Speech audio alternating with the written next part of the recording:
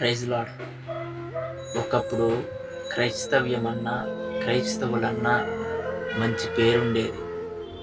ఇప్పుడు క్రైస్తవులందరినీ తప్పు పట్టే వాళ్ళు ఎక్కువైపోయారు. తప్పు పడుతున్నారంటే తప్పులు ఉన్నాయి కాబట్టి తప్పు పడతారు.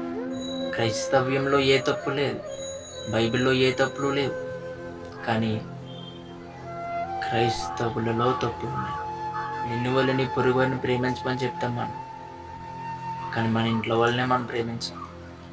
విగ్రహారాధన తప్పు, అది దేవుని దృష్టికి పాపం అని చెప్తాం, మనమే విగ్రహారాధన చేస్తాం.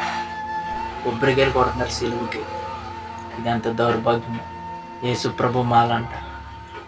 అసలు యేసుప్రభు మాల ఎక్కడుంది? యేసుప్రభు మాల లేదు బైబిల్లో. క్రీస్తును పోలి నడుచుకోమని ఉంది బైబిల్లో. యేసుక్రీస్తు ప్రభు మాల వేసుకోమని లేదు.